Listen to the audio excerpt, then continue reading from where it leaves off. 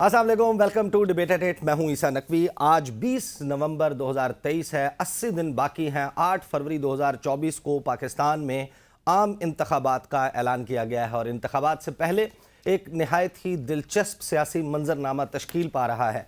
मुख्तलिफ सियासतदान उन्होंने हल्की फुल्की इलेक्शन कैंपेन का आगाज़ कर दिया है। मुस्लिम लीग नवाज़ की इलेक्शन कैंपेन फिल वक्त मुलाकातों, close door meetings, drawing rooms में चल रही है। बहुत जल्द ये पता चल रहा है कि पाकिस्तान मुस्लिम लीग नवाज़ मुल्क गिर जलसों का सिलसिला भी शुरू कर देगी। इस वक्त अगर कोई सियासतदान मैदान में नजर आ रहा है जलसे करता हुआ, वो हैं बिलावल भुट्टो जरदारी, जबकि उनके वालिद भी ड्राइंग रूम की सियासत में मसरूफ़ हैं। इमरान खान साहब जेल में हैं और सुप्रीम कोर्ट ऑफ पाकिस्तान की तरफ से ये कहा गया है कि 8 फरवरी को पाकिस्तान में आम इंतखाबात के हवाले से कोई शकूक व शुबहात पैदा ना किए जाएं। लेकिन इसी दौरान एक दिलचस्प मुतालबे की सूरत में एक शिकवा शिकायत मौलाना फजलुर रहमान, जो कि पाकिस्तान मुस्लिम लीग नवाज़ के आने वाले इलेक्शंस में इत्तहादी मुतवक्के तौर पर नज़र आ रहे हैं, उन्होंने एक प्रेस कॉन्फ्रेंस की। प्रेस कॉन्फ्रेंस में उन्होंने क्या फरमाया, सुनिए। मैं आपको वाज़ेह कर देना चाहता हूँ कि सूबा खैबर पठान में और बलूचिस्तान में भी इंतखाबी मुहिम चलाना किसी उम्मीदवार के लिए बड़ा मुश्किल होगा। कम से कम मैं अपने बारे में तो कह सकता हूँ कि हमारे हल्क़ में हमारे लिए कैंपेन चलाना तकरीबन नामुमकिन है। इलेक्शन कराना न कराना तो इलेक्शन कमीशन का काम है। मौलाना फजलुर रहमान ने यह मुतालबा तो नहीं किया कि 8 फरवरी के इंतखाबात को मुलतवी कर दिया जाए, लेकिन उन्होंने अपना इस शिकवे का इजहार किया कि इस वक्त जो सूरत हाल है खैबर पख्तूनख्वा और बलूचिस्तान में, जहाँ पर वो इलेक्शंस लड़ते हैं, उनकी जमात की प्रेजेंस मौजूद है, वहाँ पर उनके लिए कैंपेन चलाना मुश्किल है। बिलावल भुट्टो जरदारी जो कि कैंपेन चला रहे हैं, वो ताबड़तोड़ हमले कर रहे हैं अपने गुज़श्ता हुकूमत के इत्तहादी मुस्लिम लीग नवाज़ पर, और वो ये कह रहे हैं कि अगर ये फैसला पहले ही कहीं किया जा चुका है कि मियां मोहम्मद नवाज शरीफ ने पाकिस्तान का आइंदा वज़ीर आज़म बनना है, तो फिर इलेक्शन पर अरबों रुपए खर्च करने की क्या ज़रूरत है। क्या फरमाया बिलावल भुट्टो जरदारी ने आज नौशहरा में जलसे से खिताब करते हुए, जरा सुनिए। पाकिस्तान के अवाम का अरबों रुपया खर्च करने का क्या फायदा है? अगर हमने इलेक्शन से पहले रिजल्ट्स तय करना है तो फिर कोई फायदा नहीं है। हमें साफ शफाफ इलेक्शंस चाहिए। मेरा अपील है, मुतालबा है अपने बुजुर्गों से जो 30-30 साल 70-70 साल सियासत कर रहे हैं कि आप अपना तारीख को, अपना जिदोजहद को एक इलेक्शन के लिए जाया ना करें। आप अपने मंशूर पे लड़े, अपने सियासी सोच पे लड़े और इंतजामिया के जोर पे इलेक्शन ना लड़े। अब बिलावल भुट्टो जरदारी जिन बुजुर्ग सियासतदानों से मुखातिब हैं और ये गुफ्तगू फरमा रहे हैं, उन बुजुर्ग सियासतदानों में उनके अपने वालिद भी शामिल हैं जो कि किसी और पेज पर नजर आते हैं। बिलावल भुट्टो जरदारी जो कि चेयरमैन है पाकिस्तान पीपल्स पार्टी के, उनको गालिबन अपनी जमात में पहले इलेक्शन लड़कर अपने आप को मनवाना चाहिए कि जो वो बात कर रहे हैं वो पार्टी पॉलिसी की तर्जुमानी है, क्योंकि एक तरफ चेयरमैन पाकिस्तान पीपल्स पार्टी बिलावल भुट्टो जरदारी की गुफ्तगू आपने सुनी, दूसरी तरफ शरीक चेयरमैन पाकिस्तान पीपल्स पार्टी आसिफ अली जरदारी साहब इलेक्शन कमीशन पर मुकम्मल एतमाद का इजहार करते हैं, इंतखाबात में पाकिस्तान पीपल्स पार्टी की अक्सरियत का दावा करते हैं और कहते हैं कि उन्हें पूरा यकीन है कि मुल्क साफ और शफाफ इंतखाबात की तरफ जा रहा है। ये बाप और बेटे में किस किस्म का झगड़ा चल रहा है और पाकिस्तान की सियासत का किस किस्म का मंजरनामा तश्कील पा रहे हैं, इन तमाम मौज़ूआत पर बात होगी। लेकिन हैरान कुन तौर पर पाकिस्तान मुस्लिम लीग नवाज़ जो कि इस वक्त बाउंस बैक करना चाहती है गुज़श्ता 16-17 माह की पीडीएम की हुकूमत, जिसमें उसका जो सियासी असासा है वो ज़ाया हुआ। उन्होंने कहा कि हमने अपनी सियासत को रियासत पर कुर्बान कर दिया। नवाज़ फैक्टर ज़रूर आ गया, नवाज शरीफ वापस आ गए, किस हद तक वो वापस लोगों को अपनी तरफ खींच पाएंगे। लेकिन हैरान कुन दावा पाकिस्तान मुस्लिम लीग नवाज़ पंजाब के सदर राना सनाउल्लाह साहब ने इस वीकेंड पर किया। उन्होंने कहा कि पंजाब की 141 में से 120 से 125 सीटें मुस्लिम लीग नवाज़ जीतेगी, जिसका मतलब है कि वो दावा कर रहे हैं कि तकरीबन 84 से 86.65% सीटें जो है वो मुस्लिम लीग नवाज़ जीतेगी। ये क्यों कर हो पाएगा? मुस्लिम लीग नून की सियासत में क्या चल रहा है, इन तमाम मामलात के ऊपर आज प्रोग्राम में बात होगी। लेटर सेगमेंट ज्वाइन करेंगे राजा आमिर अब्बास साहब, जहांगीर जदून साहब और इसहाक खाकवानी साहब, और पाकिस्तान पीपल्स पार्टी से ताज हैदर साहब भी ज्वाइन करेंगे। लेकिन आगाज़ में हम पहले सेगमेंट में बात करेंगे शेख रुहेल असगर साहब से, मुस्लिम लीग नवाज़ के रहनुमा। Thank you so much sir, आपने हमें ज्वाइन किया। मुझे ये बताइए, सियासत के कारज़ार में आपने अरसा दराज गुजार दिया। पाकिस्तान मुस्लिम लीग नवाज बिलाशुबा पंजाब उसका स्ट्रॉन्ग होल्ड है, हमें पता है, लेकिन आप किस किस्म के हालात से गुजरे गुज़िश्ता 16-18 महीने में। ये दावा अगर जनवरी 2022 में किया जाता तो शायद मैं इस दावे के हवाले से पुरयकीन होता कि आपका दावा किसी बेसिस के ऊपर है, लेकिन आज राना सनाउल्लाह साहब 120 से 125 सीटों का दावा किस बुनियाद पर करें, और वो भी सिर्फ पंजाब में। एक तो आपका इतना लंबा इंट्रो है कि मुझे समझ नहीं आ रही मैं किस बात को पकड़ूं और किस बात का जवाब। सर बस सवाल से शुरू हो जाए और during the course of our discussion हम ये तमाम चीजें बात कर लेंगे। मेरी गुजारिश सुन लीजिए ना आप। इतनी लंबी गुफ्तगू करने के बाद आपने एक सादा सा सवाल मेरे सामने रख दिया कि राना सनाउल्लाह, भाई राना सनाउल्लाह साहब ने जो बात की है वो पाकिस्तान मुस्लिम लीग नून के सदर है पंजाब। अब माशाल्लाह बाकी वजीर भी रहे हैं, सूबाई के वजीर भी रहे हैं और ऐसा दराज से सियासत कर रहे हैं। अगर उन्होंने कोई बात की है तो यार उस बात का जवाब तो वो दे सकते हैं ना, मैं तो नहीं दे सकता। नहीं, आपको लगता है कि आपकी जमात जो है वो इतनी कमांडिंग पोजीशन में है? मैं इस बारे में देखें, मैं आपको गुजारिश करूं, मुझसे आप सवाल करें वो सवाल जो मेरे साथ रिलेट करता हो, जो मेरी अकल में मैं वैसे भी कम अकल, जब इस उम्र में आ जाता है बंदा मेरी उम्र में, तो अकल भी थोड़ी हो जाती है ना, कम हो जाती है। लेकिन सर तजुर्बा तो बोलता है ना इस उम्र में। नहीं, मैंने आपसे, मेरा तजर्बा ये कहता है कि राना सनाउल्लाह साहब पंजाब के सदर हैं, वो पंजाब का दौरा कर रहे हैं, पंजाब के लोगों को मिल रहे हैं, तो किसी बुनियाद में बात कर रहे होंगे ना, खामखा को हवा में तो नहीं छोड़ रहे। तो वो मेरे ख्याल में शायद वो ज्यादा बेहतर पोजीशन में है कि उसका जवाब दे। चलिए सियासत का समझा दें। देखिए मैं वही अर्ज कर रहा हूँ, अगर जनरली आप मुझसे पूछें तो मैं आपको ये बता सकता हूँ जो मैंने बातें आपकी सुनी है, जो मैंने बातों के दौरान जो आपने मुख्तलिफ अकाबरीन के जो ख्यालात सुनाए हैं तो वो मैंने भी सुन ली है। अब मैं बिलावल को, मेरा ख्याल था कि शायद वो बलूगत के उस मकाम पे पहुंच गए, लेकिन ये जो बातें उनकी ना वो मुझे अब ज्यादा इम्प्रेस नहीं कर रही। देखिए आप बात यह है कि ये बातें जलसे में कर देना और इतना बड़ा, मतलब चेयरमैन है आप चेयरमैन है पार्टी के, पीपल्स पार्टी को जवाब है यार। अगर आप ये बात कर रहे हैं तो उसकी बुनियाद क्या है, आप किस बुनियाद पे ये बात कर रहे हैं कि आप उस बुनियाद को या उस लोगों के नाम भी जाहिर कर दीजिए। एक अखलाकी बात होती है ना, पर इतनी इंसान में अखलाकी जरूरत होनी चाहिए कि वो बात कर दे। अच्छा, और दूसरी बात ये है कि मैं एक आपको बात करूँ, आप ये कह रहे थे कि झगड़ा, बिल्कुल झगड़ा नहीं है। बहुत सियाने हैं उनके वालिद साहब, बहुत सियाने। मैं तो पहले भी कह चुका हूँ कि वो मियाँ साहब को एक मशवरा दे रहे थे ना कि आप इस उम्र में आप आराम करें, तो मैं कह रहा था कि ये मशवरा अपने वालिद साहब को भी दे दो यार। क्यों नहीं देते उनको मशवरा? उनको कहो आप घर पे बैठे हैं, आप बस करें, आप, मैं खुद काम कर लूंगा। और आप मुझे ये बात बताएं कि एक तो इस किस्म की गुफ्तगू से आप निपट चुके जिसने मुल्क का सत्यानाश कर दिया। आपने देख लिया 3.5 साल में जो कुछ उन्होंने हाल किया, उनकी भी गुफ्तगू इसी तरह की थी और इसी लबो लहजे में बात करते थे, हर किसी को इस तरह ही पुकारते थे। क्या आप ये समझते हैं कि इस किस्म की गुफ्तगू वाले शख्स को आप अपने मुल्क की भागदौड़ दे सकते हैं? मैं 1979 में पहला इलेक्शन लड़ा था मैंने बल्दियाती काउंसिलर का, सही, तब मैं जवान भी था। इसी किस्म की गुफ्तगू करता था स्टेज पे आके, सही, मार देंगे, पकड़ लेंगे, छोड़ देंगे, नहीं करेंगे। ये इस किस्म की गुफ्तगू आप उस वक्त करते हैं जब आपके पास कोई लॉजिक्स नहीं होती। आप अपने मंशूर की बात नहीं कर रहे, दूसरों को आप मंशूर की बात सुना रहे हैं कि आप अपने मंशूर पे बात कीजिएगा, अपने इलेक्शन लड़िए, अपने असूलों पे लड़िए, अपने मंशूर पे लड़िए, और खुद आपने एक रत्ती बराबर अपने मंशूर की बात की। और वही मंशूर आज तक वही मंशूर है, रोटी कपड़ा और मकान, ना रहने देना है आपने किसी के पास और ना आपके पास है। बस अब देखिए ना, मैं अगर कोई बात करूं तो मुझे अपनी बात करने से पहले मुझे कम से कम अपने इर्द गिर्द देखना चाहिए कि क्या मैं वो जो बात कर रहा हूं उस पर पूरा उतर रहा हूं, क्या मैं उन उसूलों में कारबंद हूं। तो फिर तो बड़ी अच्छी बात है, आप कीजिए। अब आज ये दूसरा आपने क्लिप मुझे सुनाया, मोहतरम हैं, बुजुर्ग हैं, बड़े सीरक सियासतदान हैं। ये मुमकिन नहीं है कि इलेक्शन कमीशन एक बिल्कुल इंडिपेंडेंट अदारा है, उनको पाकिस्तान के अंदरूनी हालात के मुतल्लिक सब इल्म है। सही। अब जहां पे आप ये समझते हैं कि बहुत सेंसिटिव पोलिंग स्टेशन हैं या सेंसिटिव हल्के हैं, वहां पे वो अफवाज पाकिस्तान की इमदाद देंगे।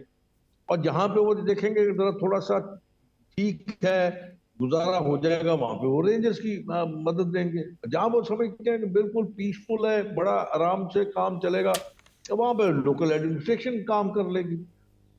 तो ये मेरे ख्याल में ये तय करने दें इलेक्शन कमीशन को।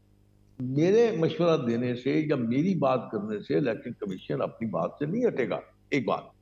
दूसरा, सुप्रीम कोर्ट के चीफ जस्टिस कई दफा ये फरमा चुके हैं, इरशाद कर चुके हैं कि अब ये इलेक्शन जो है वो 8 फरवरी चूंकि टाइम दे दिया है, डेट दे दी है इलेक्शन कमीशन ने, कोई ये मत सोचे कि इस इलेक्शन को आगे पीछे किया जा सकता है, और वाकई नहीं किया जा सकता। जो सही करना था वो सही आपने कर सर, लिया, सर सेंसिस हो इलेक्शन गए, डिलिमिटेशन हो गई। जी, मैं जी, मैं आप मैं ये फरमाइए, चाहता फरमाइए। हूँ, मैं आपका तबसरा चाहता हूँ, क्योंकि पाकिस्तान मुस्लिम लीग नवाज़ पंजाब में मियाँ साहब के आने के बाद जाहिर है कि अब आप लोगों ने जलसों का सिलसिला भी शुरू करना है। और एक तरफ ये दावे हैं कि नून लीग समझ रही है कि वो क्लीन स्वीप गालिबन कर लेगी पंजाब को। दूसरी तरफ चौधरी शुजात साहब जो हैं उनके साथ सीट एडजस्टमेंट की हामी भर ली गई है मुस्लिम लीग नवाज़ की तरफ से। और अब ये इतलात भी हैं कि इस्तेहकाम पाकिस्तान पार्टी, जहांगीर तरीन और अलीम खान साहब की पार्टी, जो कि पाकिस्तान तहरीक इंसाफ से टूटने वाले रहनुमाओं की पनाहगाह बनी हुई है, आप लोग उनके साथ भी साउथ पंजाब में कोई सीट एडजस्टमेंट करने जा रहे हैं। तो क्या आप अपने वर्कर्स जो कि पार्टी के साथ अरसा दराज चलते रहे? मैं आपको गुजारिश करूं मैं आपको जी मैं आपको एक गुजारिश करूं, मेरी एक बात जरा अपने जहन में बैठा लें जी कि कोई सियासतदान जिसने सियासत करनी है, चाहे वो किसी भी सियासी जमात में हो, उसे सियासत करनी है। अगर वो सियासत नहीं करेगा तो मेरे ख्याल में शायद उसका बोरिया बिस्तर खत्म, गोल हो जाएगा।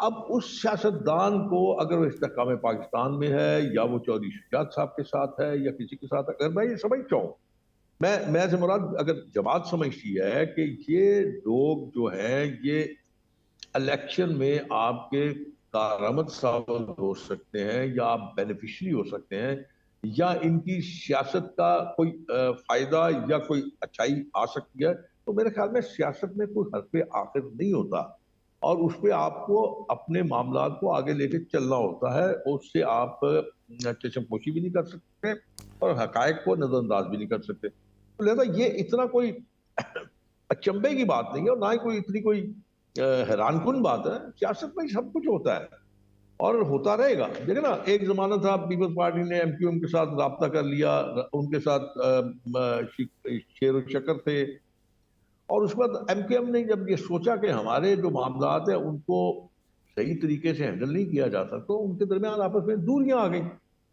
अब नहीं, जो रोहेल असगर 16 माह साहब, की रोहेल जो असगर गवर्नमेंट साहब, थी, रोहेल असगर साहब, देखिए आप बड़े सीनियर सियासतदान हैं। इलेक्शंस होने के बाद एक सर्टेन नंबर ऑफ सीट्स लेने के बाद अगर कोई सियासी रहनुमा ये कहता है कि मैं सबको साथ लेकर चलना चाहता हूं, एमक्यूएम भी आ जाए, इस्तेहकाम पाकिस्तान पार्टी भी आ जाए, बाप भी आ जाए, परवेज खटक भी आ जाए, इमरान खान के अलावा मैं सबको साथ लेकर चलने के लिए तैयार हूं, ये बात समझ आती है। एक तरफ आप ये दावा कर रहे हैं कि हमारी मकबूलियत इतनी है कि हम क्लीन स्वीप कर लेंगे पूरे पाकिस्तान में, 2/3 अक्सरियत ले लेंगे या 3/4 अक्सरियत ले लेंगे। दूसरी तरफ आप उन लोगों के साथ इलेक्शन से पहले हाथ मिला रहे हैं जिन्हें आप ये समझते हैं कि इन्होंने इमरान खान के साथ मिलकर इस मुल्क को तबाह किया। ये दोनों बातें एक दूसरे का मुतजाद हैं। देखिए मैं आपको गुजारिश करूं, जहां तक जहांगीर तरीन साहब का ताल्लुक है या अलीम खान साहब का ताल्लुक है, तो आपने देखा होगा कि उन्होंने उस वक्त उसको छोड़ा जब वो इक़्तिदार में था, जब वो पूरे अपने जोबन में था, जब वो पूरी अपनी बदतमीजी को लेकर चल रहा था, बदहयाई को, बदअखलाकी को लेकर चल रहा था, उस वक्त इन साहिबान ने छोड़ा। अब उसके बाद जो हालात तब्दील हुए और जो मामलात मतलब एक मिसाल के तौर पे देखिए, मैं आपको गुजारिश, ये भी मैं आपको अर्ज कर देता हूँ। एक आम एमएनए की इनपुट क्या है, उसने अपनी जमात के प्लेटफॉर्म से इलेक्शन लड़ा, उसकी मजबूरी ये है कि अपनी जमात के खिलाफ वोट नहीं दे सकता, नहीं इखलाकी तौर पे अपनी जमात के खिलाफ बोल नहीं सकता, ये उसकी इखलाकी एक पाबंदी है। जहां तक पॉलिसीज की बात है, जहां तक उनके हुकूमत चलाने की बात है, ये तो सरीहन और प्योरली उस वक्त का जो प्राइम मिनिस्टर होता है उसकी जिम्मेदारी होती है, क्योंकि उसकी टीम होती है, उसने उस टीम को लेके आगे चलना होता है, उस टीम से काम करने होते हैं, उस टीम से आपने इनपुट लेनी होती है। तो इसमें थोड़ा थोड़ा सा आप उनको मार्जिन दे दें कि मैंने आपको 2 हिस्सों में बताया कि वो 2 साहिबान जो इस जमात के रुए रवा हैं, उन्होंने उस वक्त छोड़ा जब वो अपने पीक पे था, और जो बाकी साहिबान हैं तो गोया जो उनके साथ जिन्होंने सीट इलेक्शन, एडजस्टमेंट की गुंजाइश मौजूद ये है। भी नहीं नहीं, आप मेरी गुजारिश सुन लीजिए, आप मेरी एक और गुजारिश सुन लीजिए कि ये कुछ जरूरी नहीं है, ये कोई तयशुदा हकीकत नहीं है। मिसाल के तौर पे अगर फर्ज कीजिए एक जगह है जहां पे पाकिस्तान मुस्लिम लीग नून का बहुत मजबूत कैंडिडेट मौजूद है और वो इलेक्शन निकाल सकता है खुदा के सही। फजल से, तो आप फिर वहां पे किसी और को एडजस्ट नहीं करेंगे, चाहे वो किसी भी जमात का हो। सही। लॉजिकली मैं बात कर रहा हूं ना, तो ये आप जरा थोड़ा सा सब्र से तहम्मुल से काम लीजिए, इसको चलने दीजिए। आने वाले वक्त में आपको बहुत सारी चीजें वो बिल्कुल साफ सही और शफाफ सही। ये नजर जो आएंगी बिल्डअप और है, जो बिल्डअप है खुलती चली ऑफ माय जाएगी। क्वेश्चंस, ये जो बिल्डअप है ऑफ माय क्वेश्चंस, ये उसकी बुनियाद मैं आपको बता देता हूं। आपने ये तमाम मंजरनामा सामने रख दिया। My last question to you is, मुझे ये बता दीजिए कि जिस वक्त मियां साहब बलूचिस्तान गए हैं और बाप पार्टी के साथ भी आप प्री इलेक्शन अलायंस में जा रहे हैं, खालिद मगसी साहब ने एक इंटरव्यू दिया, उसमें उनसे जब सवाल हुआ कि मुस्लिम लीग नवाज ये कहती रही है कि हमें पता है बाप का बाप कौन है और बाप बाप के कहने के बगैर वोट नहीं डालता, तो खालिद मगसी साहब फरमाते हैं कि मियां साहब का और हमारा सबका सियासी बाप एक ही है। जब वो ये बात करते हैं और दूसरी तरफ से बिलावल ये तनकीद करते हैं कि आप लोगों को लाया जा रहा है, आप लोग आ नहीं रहे, तो फिर ये जो अलायंसेज हैं इनके ऊपर ये क्वेश्चन आता है। फरमाइए। अच्छा सर, मैं इस पे भी गुजारिश आपसे कर दूं। मैं चूंकि इस फैमिली को बहुत अच्छी तरह जानता हूँ, बहुत अच्छी तरह जानता हूँ, मैं उस फैमिली को सियासी तौर पे भी और जाती तौर पे भी जानता हूँ। जी। खालिद मगसी साहब जो हैं वो चूंकि बलूचिस्तान से इलेक्शन लड़ते हैं, एक अपने ट्राइब के बिलबोते पर लड़के लगते हैं और माशाल्लाह काफी अपने हल्के में काफी ज्यादा वो पावरफुल कह लीजिए या इन्फ्लुएंशियल कह लीजिए, वो हैं खालिद मगसी। खालिद मगसी साहब के दो, एक बड़े भाई, एक छोटा और एक बड़ा, आमिर मगसी और छोटा मगसी छोटा, तो दोनों के दोनों पीपल्स पार्टी में। तो पीपल्स पार्टी को ये बात करते हुए सोचना चाहिए कि जो दो भाई आपके साथ, सगे भाई जो आपके साथ हैं, उसका आप क्या ख्याल है उसके मुताल्लिक? खालिद मगसी साहब तो छोटे हैं और खालिद मगसी साहब जो है वो अपने अपने फॉलोफेल के खुद मालिक है और वो इंडिपेंडेंट आदमी है। और अगर वो सियासी तौर पे मुस्लिम लीग नून के साथ शामिल होते हैं तो आपको इसमें इतनी ज्यादा क्यों मतलब परेशानी किस बात की है? एक बात मैं एक एंड पे आपको एक बात, हालांकि आपके साथ इसका ताल्लुक नहीं है, मुझे जो महसूस होता है वो ये है कि बिलावल साहब या पीपल्स पार्टी को शायद ये फिक्र लाहक है कि एक वैक्यूम सिंध में मौजूद है और अगर मियां नवाज शरीफ साहब एक्टिवली सिंध में जाते हैं और अपनी बात और अपने असूल और अपने ख्यालात का इजहार करते हैं सिंध में, उनको ये वहम है कि मुस्लिम लीग नून सिंध में अपना पहुंच जमा लेगी और वहां से सीटें निकालने में कामयाब हो जाएगी। जैसे आपने देखा होगा जाम सादिक साहब जो है वो नून लीग में शामिल हो गए और बशीर मेमन साहब जिनका अपना एक कद काट पिछले एक ऐसे मामले में था, वो भी नून लीग में, और बहुत सारे लोग इसमें आ जाएंगे।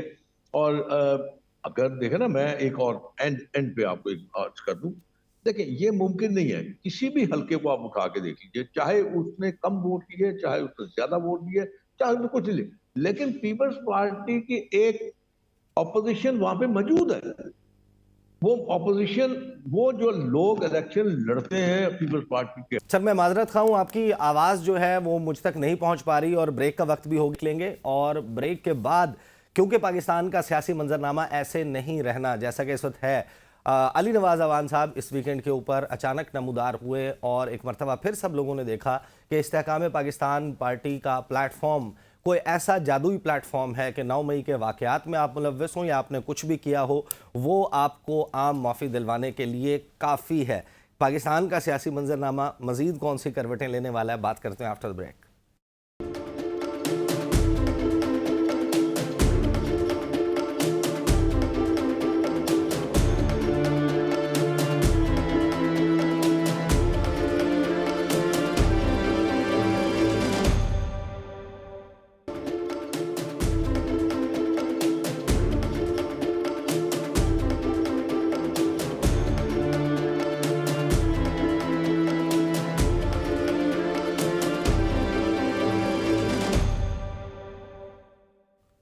Welcome back after the break. गालिबन पाकिस्तान की सियासत का, पाकिस्तान की आईनी और कानूनी तारीख के सबसे क्रूशियल वक्त का आगाज़ हो चुका है। अगले 5-6 महीने में होने वाली developments, this is my assessment, वो ये डिटरमिन करेंगी, पाकिस्तान के रुख का तयन करेंगी, पाकिस्तान में मुस्तकबिल में आइन को, कानून को, सियासत को किस तरीके से आप बदलता हुआ देखेंगे, उसके हवाले से, उस पर अमल दरामद के हवाले से क्या होगा। ये 5-6 महीने में हमारे सियासतदानों का, हमारे इदारों का, हमारी अदालतों का, हमारे मीडिया का और मिनहसुल कौम हर एक शख्स का कंडक्ट जो है वो डिटर्मिनेशन फैक्टर साबित होगा। हुकूमत में क्या है, ये बात तय है कि हुकूमत वो चला सकता है जो पाकिस्तान की मईशत चला सकता है। हमने देखा कि ओवर द वीकेंड मियां मोहम्मद नवाज शरीफ वो गए लाहौर चैम्बर ऑफ कॉमर्स, वहाँ पर उन्होंने मईशत पर बात की और उन्होंने वो बात की जो कि शायद एक्सपेक्ट किया जा रहा था कि एक शख्स जो कि 74 साल जिसकी एज होने वाली है, आखिर क्यों वो 75वें साल में कोई मुख्तलिफ चीज़ कर सकता है। वो हमेशा से एमनेस्टी स्कीम्स देते आए हैं। उन्होंने कहा कि इंडस्ट्री लगाने वालों से नहीं पूछा जाएगा कि पैसा कहाँ से आया, पैसे के बारे में नहीं पूछा जाएगा। तो ये एक अजीबोगरीब बात हुई। और इसी तरीके से हमने देखा कि इसी वीकेंड के ऊपर अली नवाज़ आवान साहब, पाकिस्तान तहरीक इंसाफ के वो रहनुमा जो कि 9 मई के वाक़यात के बाद से ख़ुद ब खुद मंजर आम से गायब हो गए थे, उनके हवाले से पहले इत्तलात आई कि उन्हें गिरफ़्तार कर लिया गया है और फिर वो अचानक नमूदार हुए। उनके दाएं जानिब जहांगीर तरीन और बाएं जानिब मुस्कुराते हुए अलीम खान नज़र आए। अब इस्तेहकाम पाकिस्तान पार्टी में ऐसा कौन सा जादू है, कौन सी ऐसी शील्ड उनके पास मौजूद है कि 9 मई, जिसको हमारे इदारे, मुख्तलिफ सियासी जमातें कहती हैं कि ये वो वाक़यात हैं जिन्होंने पाकिस्तान के दिफा पर कारी ज़रब लगाई है। इनकी सवेरिटी का अंदाज़ा आप इस बात से लगा सकते हैं कि सुप्रीम कोर्ट ऑफ पाकिस्तान को बार बार अब ये कहा जा रहा है कि जो फैसला दिया गया कि सिविलियंस का ट्रायल फ़ौजी अदालतों में नहीं हो सकता, ये गलत फ़ैसला था, क्योंकि ये वो जराइम है जिनके हवाले से अब पाकिस्तान की फ़ौजी अदालतें ही डिटरमिन कर सकती हैं इनकी सज़ाएँ।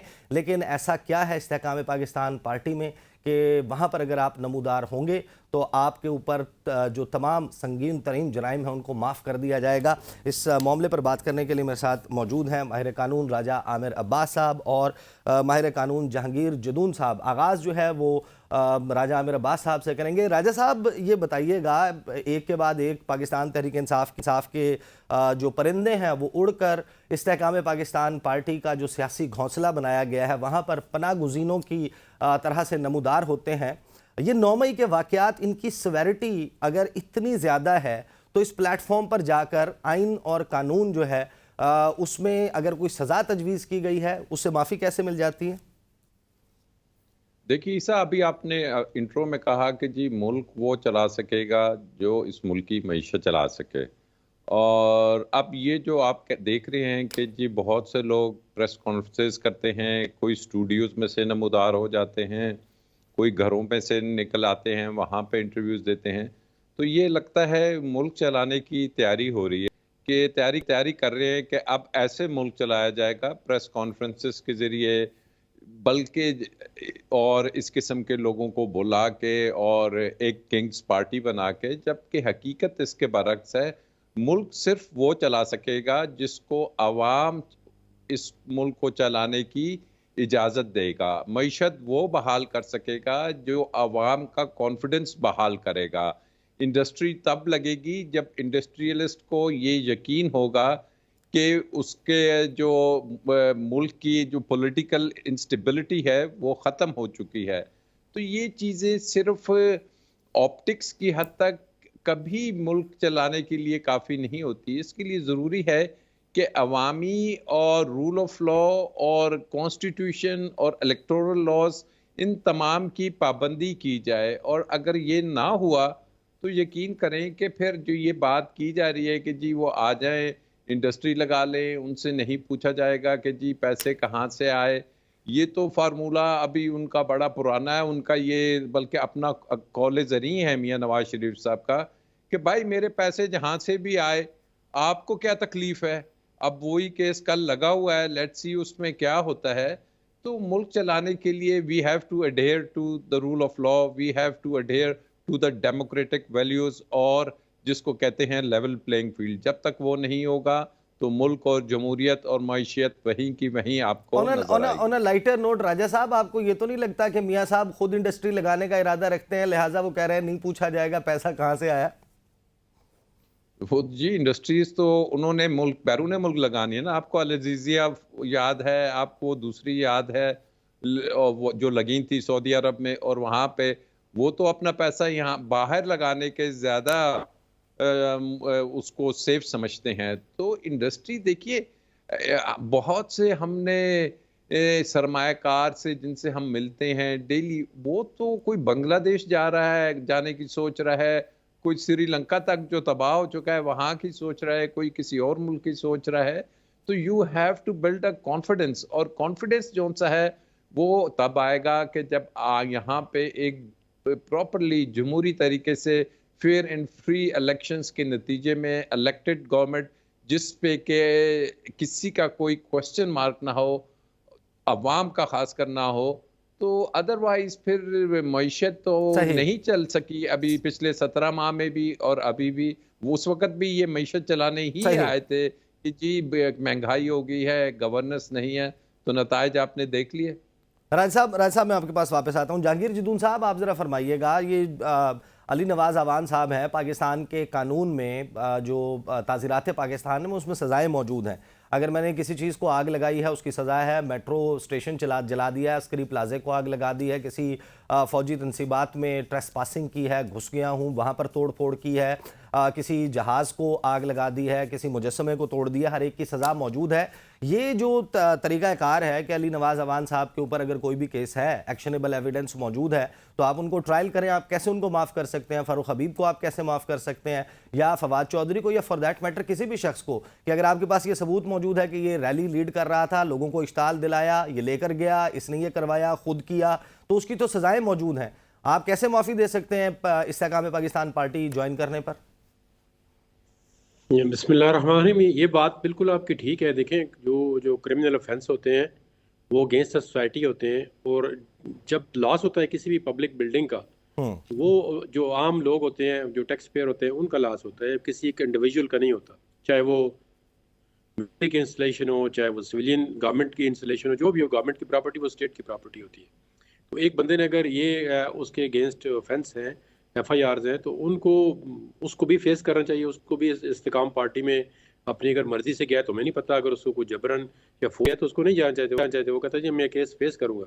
कई 2, 4, 5 बंदे हैं जिन्होंने कहा जी हम केस फेस करेंगे, और जेलों के अंदर इवन खवातीन मौजूद हैं जो तरह तरह केस फेस करती हैं, बाहर आती हैं, फिर उन पर केस बनाया जाता है। तो ऐसे भी लोग हैं जो फेस कर रहे हैं। ये मेरे ख्याल में वो आधा तीतर आधा बटेरा, अंदर से इनकी अपनी मर्जी भी होती है, और फिर कुछ बहाना भी बनाते हैं जी हम पे बहुत ज़्यादा सख्ती हो गई है। तो पार्टी बदलने से तो मैं तो बिल्कुल इस ओपिनियन पे कायम हूँ कि जो 9 मई के दूसरे भी जिन FIR में मुलव्वस हैं, जिन्होंने क्राइम किए हैं, इस तरह माफ़ी नहीं हो सकती है, नहीं मिलनी चाहिए। ये तो एक बिल्कुल बहुत बड़ा मजाक बन जाएगा कि जो बंदा अगर ऑफेंस करे वो इस पार्टी में जाए तो वो बिल्कुल पाक हो जाएगा, अगर ना करे तो वो फिर जेल में रहेगा। ये तो बहुत बड़ी डिस्क्रिमिनेशन है, इसकी ना कोई कानून इजाज़त देता है, ना ही कोई आइन इजाज़त देता है। ये तो फिर एक लेकिन ये किस किस्म की नज़ीरें जदून साहब हम कायम कर रहे हैं? फ़र्द जुर्म आयद होना होती है, मनी लॉन्ड्रिंग के मुकदमे में लोग कहते हैं कि ओपन एंड शट केस है, शहबाज शरीफ साहब ओथ उठा लेते हैं, उसके बाद FIA आके बाकी लोग आके कहते हैं कि हम केस चलाने में इंटरेस्टेड ही नहीं है, वापस ले लेते हैं। अब ये अली नवाज अवान साहब समेत जो तहरीक इंसाफ के लोग प्लेटफॉर्म स्विच कर रहे हैं, उनके खिलाफ मुकदमात नहीं चलेंगे, ये सब लोगों को मालूम है। तो ये जो नज़ीरें हैं ये हॉन्ट नहीं करेंगी, पाकिस्तान का पीछा नहीं करेंगी आने वाले वक्त में? नहीं, ये आज का काम थोड़ा, ये तो पिछले 75 ईयर से ही काम हो रहा है। आप क्या समझते हैं कि कल ये काम शुरू हुआ है या पिछले 2 महीने से शुरू हुआ है? आप पीछे किसी आप तारीख उठाए ना पाकिस्तान की, किस वक्त ये काम नहीं हुआ? जब पॉलिटिकल गवर्नमेंट को डिस्टेबलाइज किया गया है, जब कोई मार्शल लॉ लगता है, वो सबसे पहले आगे क्या स्पीच करता है? मेरे हमवतनों, ये गवर्नमेंट बड़ी करप्ट थी, इसके कि ये करप्शन के चार्जेस हैं। 1999 में जब मार्शल लॉ मुशर्रफ ने लगाया तो नैब का ऑर्डिनेंस आया, नैब के बताए ना कौन से पॉलिटिकल लीडर को अंदर करके उससे से कैद करके उससे कितनी रिकवरी की आज दिन तक। अब मियां नवाज शरीफ की आपने बात की है, मुझे थोड़ा जवाब देना पड़ेगा। 11 साल उनके तमाम एहसासों की छानबीन करते रहे। अगर केस बनाते हैं तो फिर ऐसे बनाएं जो साबित भी कर सकें। आज दिन तक कितने पैसे निकाले हैं उनसे कि इन्होंने जी ये वाली करप्शन की पैसे थे या एसेट्स गलत बनाए थे तो ये रिकवरी हो गई है, या आइंदा किस सियासतदान से, ये इमरान खान से भी उसको जेल में बांधे, कितनी रिकवरी हो जाएगी इनसे? आप बताएं मुझे।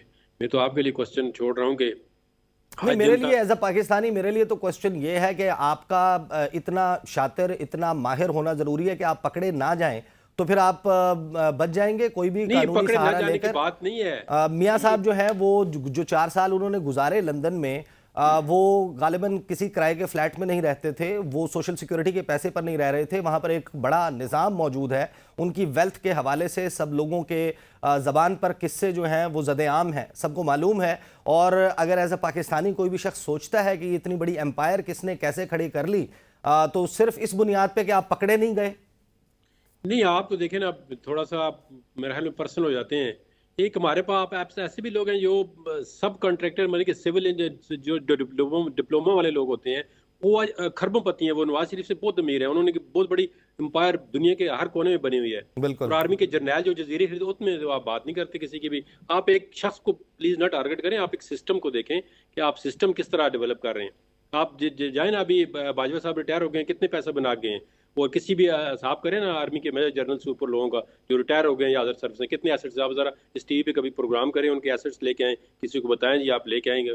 सर इनिशिएट करें, हम उसके ऊपर रिपोर्ट करेंगे। नहीं, आप करें ना थोड़ा रिसर्च करके आप लाएं इस पे, हम भी इस पे बात करेंगे। आप बिल्कुल होनी चाहिए, सबके मुतल्लिक गाड़ियां सबके मुतल्लिक होनी चाहिए। मैं निसार खोड़ो साहब पाकिस्तान पीपल्स पार्टी से, उन्होंने मुझे ज्वाइन किया है, मैं उनको ज़रा डिबेट में शामिल करता हूँ। अस्सलाम वालेकुम खोड़ो साहब, मुझे बताइएगा कि पाकिस्तान पीपल्स पार्टी में क्या चल रहा है। चेयरमैन बिलावल भुट्टो जरदारी और शरीक चेयरमैन आसिफ अली जरदारी साहब के बयानात में तजाद क्यों है? जरदारी साहब को मुकम्मल एतमाद है कि साफ और शफाफ इलेक्शन होने जा रहे हैं। बिलावल भुट्टो जरदारी इशारा कर रहे हैं कि मियाँ साहब आ नहीं रहे, उनको लाया जा रहा है। देखें, जरदारी साहब का बयान इलेक्शन कमीशन के हो सकता है एतमाद की बात की होगी उन्होंने, क्योंकि हमारा सबका फर्ज ये होना चाहिए कि इलेक्शन कमीशन को एतमाद दिलवाएं कि जी आपसे उम्मीदें हैं कि आप शफाफ और साफ इलेक्शन करवाएंगे। उसमें अगर खामखा किसी इदारे को बैठ के बुरा भला कहें तो उसका फायदा क्या।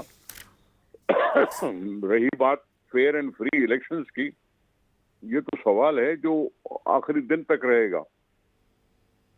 तो खोड़ो साहब जरदारी साहब ने ये नहीं कहा कि मुझे उम्मीद है कि इलेक्शन कमीशन साफ और शफाफ इलेक्शन करवाएगा। उन्होंने कहा कि मुझे यकीन है कि वो करवाने जा रहा है और ये इलेक्शन साफ और शफाफ होंगे। इन दोनों बातों में फर्क है। इसमें बुराई क्या है? अगर अच्छा है उन्होंने बयान दे दिया कि शफाफ। बुराई नहीं है इसमें। हम ये पूछ रहे हैं कि आपके चेयरमैन साहब को ये बात क्यों नहीं पता? चेयरमैन साहब को सब पता है, लेकिन मेरा सबका फर्ज है। देखें, बात सुने, चेयरमैन साहब इसलिए कर रहे होंगे कि हमें इलेक्शन की डेट के लिए सुप्रीम कोर्ट जाना पड़ा, जबकि सुप्रीम कोर्ट के कहने पर डेट तो आ गई। हम जब बोलते थे कि डेट दे दो और कंफ्यूजन खत्म करो, तो वो जवाब नहीं देते थे। खोड़ो साहब, बिलावल भुट्टो जरदारी साहब डेट के हवाले से बात नहीं कर रहे। अब से थोड़ी देर पहले नौशहरा में उन्होंने खिताब किया है जलसे से। मैं आपको सुनवा देता हूं, मैं अगरचे पहले प्रोग्राम में सुनवा चुका हूं, आप उस वक्त मौजूद नहीं थे। आप जरा सुन लें कि आपकी पार्टी के चेयरमैन जो हैं वो सीनियर सियासतदानों के बारे में क्या कह रहे हैं और मियां नवाज शरीफ की तरफ उनका क्या इशारा है, जरा सुन लीजिए। पाकिस्तान के अवाम का अरबों रुपया खर्च करने का क्या फायदा है? अगर हमने इलेक्शन से पहले रिजल्ट्स तय करना है तो फिर कोई फायदा नहीं है। हमें साफ शफाफ इलेक्शंस चाहिए। मेरा अपील है, मुतालबा है अपने बुजुर्गों से जो 30 साल 70 साल सियासत कर रहे हैं कि आप अपना तारीख को, अपना जिदोजहद को एक इलेक्शन के लिए जाया ना करें। आप अपने मंशूर पे लड़े, अपने सियासी सोच पे लड़े और इंतजामिया के जोर पे इलेक्शन ना लड़े। खोड़ो साहब फरमाइएगा, ये किसकी तरफ इशारा कर रहे हैं? कौन से सीनियर और बुजुर्गों से बात कर रहे हैं जो 30 साल और 70 साल से सियासत कर रहे हैं? आप एक इशू बनाने की कोशिश कर रहे हैं। बिलावल साहब क्यों नहीं अपने लिए कह सकते कि जी हाँ, मुझे आजमाओ, मुझे भी आजमाओ, मुझे भी आजमाओ। वो अवाम से अपील कर रहे हैं, ये किसी इदारे से बात नहीं कर रहे हैं। वो अवाम से अपील कर रहे हैं कि किसी नए को भी आजमाओ, जिसने जमहूरियत देखी है, जिसमें दुख दर्द देखे, जिसमें अवाम दोस्ती का सबूत दिया हुआ है, जो जमहूरियत के लिए लड़ रहा है, जो आइन के लिए लड़ रहा है, जो इलेक्शन के लिए लड़ रहा है, अगर ये सारी बातें अगर बिलावल साहब कह रहे हैं तो वो जलसे में कर रहे हैं, जलसे में लोगों को कह रहे हैं, लोगों को बता रहे हैं। किसी इदारे विदारे को कहने की इसमें कोई बात नहीं है।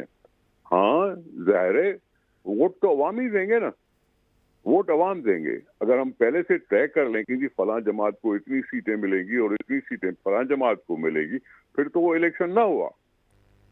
अच्छा, आपकी जमात क्या समझती है कि सिंध में जो इत्तेहाद बन रहा है, मुस्लिम लीग नून, MQM, GDA, JUI, दीगर सियासी जमातें, इस्तेहकाम पाकिस्तान पार्टी और एक प्लेटफॉर्म से पाकिस्तान पीपल्स पार्टी का मुकाबला करना है। इसी तरीके से मियां साहब प्री इलेक्शन अलायंस में बाप पार्टी के साथ जाने लगे हैं, दीगर सियासी जमातों के साथ बलूचिस्तान में। ये आपके ख्याल में एक इंडिजिनस होम ग्रोन बड़ा फ्री एंड फेयर प्रोसेस है या कोई करवा रहा है?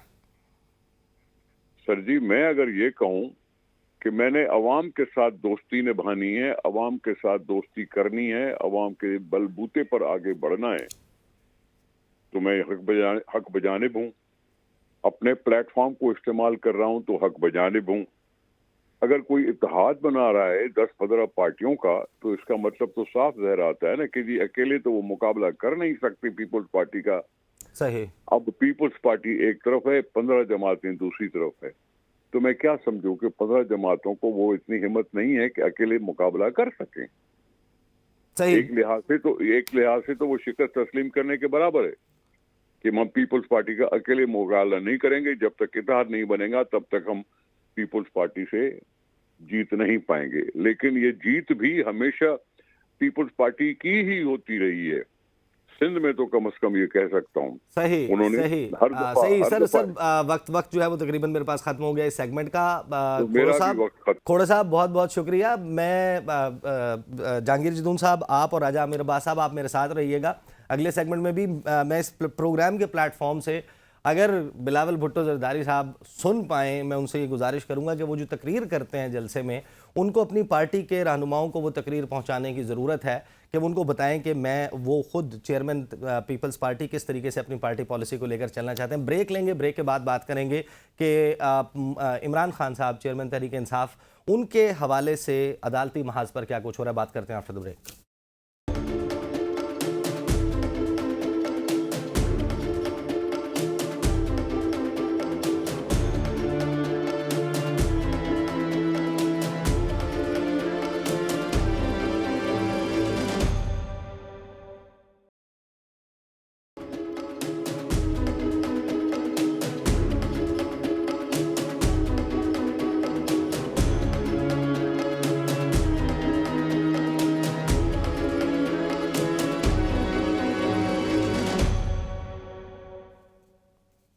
Welcome back after the break. Raja Aamir Abbas sahab, मुझे बताइएगा कि ये बात तो तकरीबन सब लोगों के जहनों में अब मौजूद है कि चेयरमैन तहरीक इंसाफ इमरान खान साहब वो सियासी मंजरनामे पर मौजूद नहीं होंगे, उनको सज़ा दी जा चुकी होगी या वो नाअहल होंगे, जेल में ही होंगे जब 8 फरवरी को इलेक्शन होगा।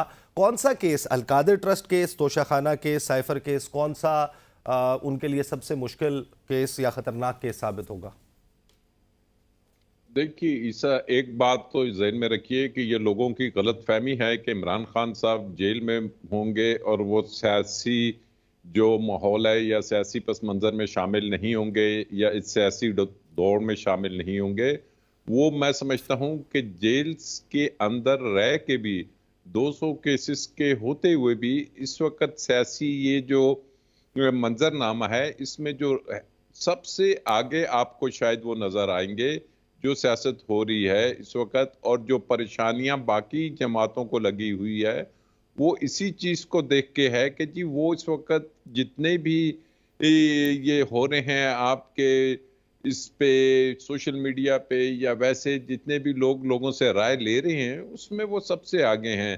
अब केसेस जो उनसे हैं, मैं समझता हूं कि इसमें कोई एक केस भी ऐसा नहीं है कि जिसमें इमरान खान साहब, एक में तो वो जज दिलावर साहब आ चुके थे, उन्होंने अपनी दिलावरी दिखाई थी और इस अंदाज में वो फैसला करके चले गए।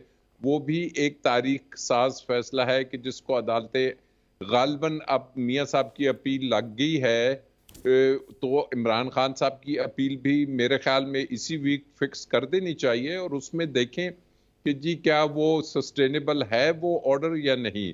बाकी सही। रह गया जो इस केस का, साइफर केस का जो हाल आपने देख लिया, एक तो ये केस ही इंतहाई बेहुदा किस्म का केस है, कोई इसका सर है न पैर, और ये ऐसा केस है जिसको हम क्लासिकली कह सकते हैं कि एक टेलर मेड पहले कानून बनाया गया सेक्शन 5 और उसमें अमेंडमेंट की, जिसको सदर साहब कहते हैं कि मैंने साइन नहीं किया।